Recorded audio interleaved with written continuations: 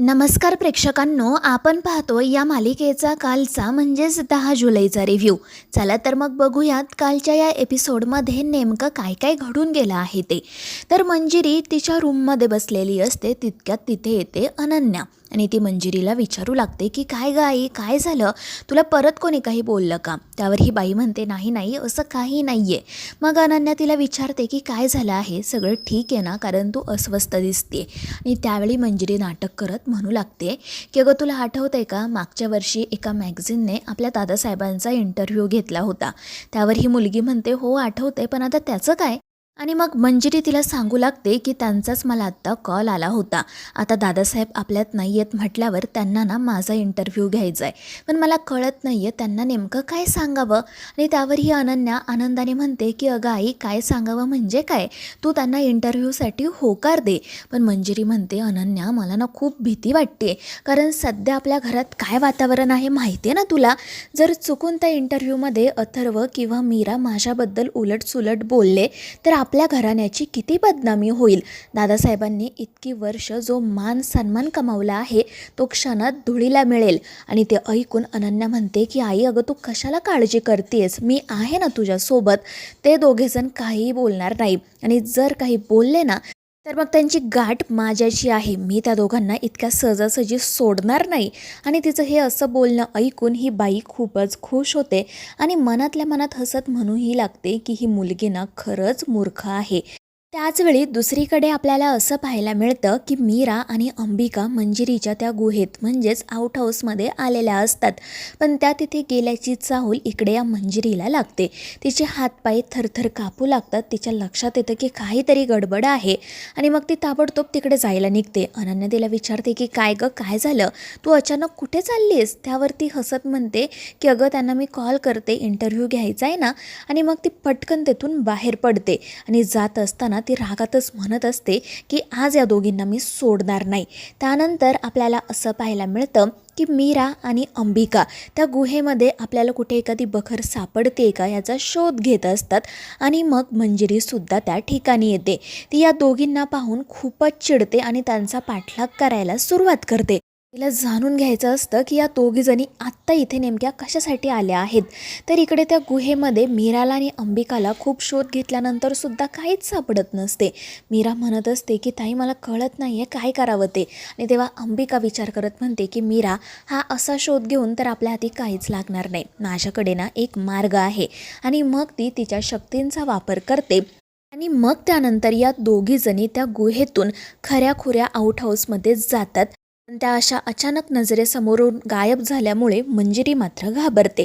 त्यानंतर मग दुसरा सीन आपल्याला असा पाहायला मिळतो की मीरा आणि अंबिका आता त्या मार्जरीच्या गुहेत नसतात, तर रामपुरेंच्या खऱ्या आउट हाऊसमध्ये असतात. आणि तिथे गेल्यानंतर त्यांना रामपुरेंच्या घरातील अनेक जुन्या गोष्टी पाहायला मिळतात, त्यामुळे त्यांना खूप आनंद होतो. आणि मग त्या लगेचच त्या ठिकाणी शोधाशोध करायला सुरुवात करतात. खूप जीर्ण वस्तू असल्यामुळे त्या ठिकाणी धूळ असते, जाळी असते, पण या दोघीजणी व्यवस्थितपणे एक एक गोष्ट हाताळतात आणि बखर किंवा एखादं पुस्तक आपल्याला तिथे सापडते का हे पाहू लागतात. इकडे या दोघी अचानक गायब झाल्यामुळे मंजिरी मात्र खूप चिडलेली असते, मोठमोठ्याने त्या दोघींना हाका मारत असते. तिला समजतच नसतं की आपल्या गुहेतून या दोघी अचानक गेल्या कुठे. आणि मग त्यानंतर त्या ठिकाणी प्रकट होते मार्जरी.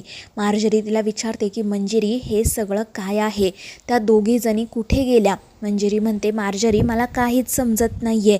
आणि मग त्यानंतर मार्जरी तिला हे सांगते की मंजिरी, आपल्याला जसं दिसतंय तसं नाही आहे, या वास्तूमध्ये असं काहीतरी आहे जे आपल्याला माहीत नाही आहे, त्याचा ताबडतोब शोध घे. आणि त्यावर मंजिरी हो म्हणते. तर दुसरीकडे शोधाशोध करत असताना मीराला एका पेटीमध्ये एक बखर सापडते. ती खूप आनंदाने ती बखर बाहेर काढते, लगेच त्याबद्दल अंबिकाला सांगते. अंबिका जेव्हा ती बखर पाहते तेव्हा तिलाही खूप आनंद होतो. दोघींची खात्री पटते की आता यात आपल्याला नक्की काहीतरी सापडणार. आणि मग त्या अगदी हळूवारपणे ती बखर उघडायला सुरुवात करतात. त्याचवेळी घरामध्ये मात्र अनन्याने एक वेगळाच तमाशा मांडून ठेवलेला असतो. तिने त्या इंटरव्ह्यू घेणाऱ्या लोकांना बोलावलेले असते. त्यानंतर नर्मदा आणि दामोदर तिथे येतात. जेव्हा त्यांना समजतं की त्या मंजिरीचा इंटरव्ह्यू आहे तेव्हा ते तिथून जायला निघतात. पण अनन्या म्हणते की आपल्याला सगळ्यांना देखील या इंटरव्ह्यूसाठी उपस्थित राहावं लागणार आहे, त्यामुळे नाईलाजाने ते दोघेजण तिथे थांबतात. त्यानंतर मग घरात येतो अथर्व, परंतु हा सगळा प्रकार पाहून त्याच्या तळपायाची आग मस्तकात जाते. तो रागात विचारतो की याबद्दल मला आधी का नाही सांगितलं.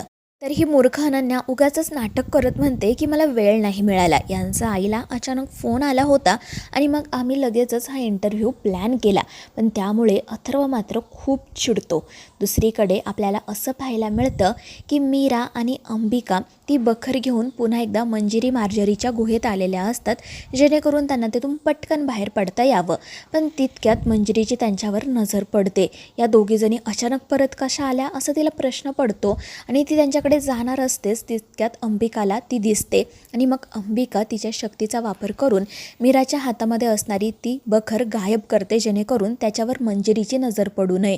आणि मग त्यानंतर त्या पटकन त्या गुहेतून बाहेर पडतात आणि मंजिरीसुद्धा.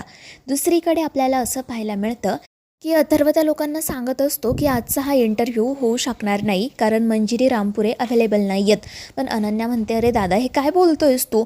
पण ते दोघे पुढे काय बोलणार त्याआधीच मंजिरी घरात येते आणि अनन्या आनंदाने म्हणते की आई आली, आता आपण इंटरव्ह्यू घेऊ शकतो. त्यामुळे अथर्व खूप चिडतो, पण त्या बिचाऱ्याला काहीच बोलता येत नाही. अनन्या तर एखाद्या लहान मुलीसारखी त्या मंजिरीकडे धावत जाते. तिला म्हणू लागते की आई चल चल, तुझा इंटरव्ह्यू आहे ना, आपण पटकन इंटरव्ह्यू करूयात.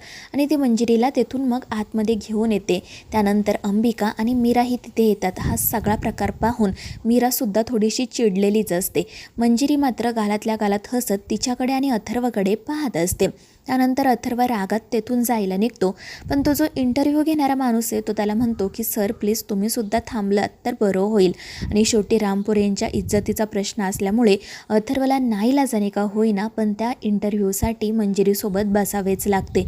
तितक्यात इकडे आपली अंबिका मीराला सांगत असते की मीरा तूही इथेच थांब, मंजिरीवर लक्ष ठेव. पर्यंत मी जाऊन पाहते की त्या बखरमध्ये नेमकं काय लिहिलं आहे ते. हीच योग्य संधी आहे. त्यावर मीरा हो म्हणते आणि मग अंबिका तिथून निघून जाते. पण त्यामुळे मंजिरी घाबरते, कारण तिला इतकं तर समजलेलं असतं की या दोघींचं आपल्या विरोधात काहीतरी सुरू आहे.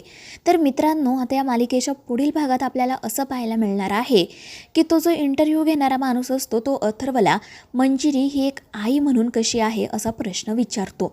आणि त्यामुळे अथर्वला आत्तापर्यंत जे काही घडलेलं असतं ते सगळं आठवतं. त्याच्या तळपायाची आग मस्तकात जाते आणि मग त्या इंटरव्ह्यूमध्ये खूप जास्त तमाशा होतो. पण त्यानंतर ही मंजिरी एक वेगळाच डाव टाकते आणि त्या इंटरव्ह्यू घेणाऱ्यांना कॉल करून सांगते की आज रामपुरेंकडे जो काही इंटरव्ह्यू झाला आहे तो लवकरात लवकर पब्लिश व्हायला हवा, जेणेकरून त्यांच्या घरातला तमाशा सगळ्या जगासमोर येईल. तर दुसरीकडे बखरीमध्ये काय लिहिलेलं आहे हे अंबिकाला समजलेलं असतं. तर मित्रांनो, या मालिकेच्या पुढील भागांच्या अपडेट्ससाठी आपल्या चॅनेलला सबस्क्राईब करा.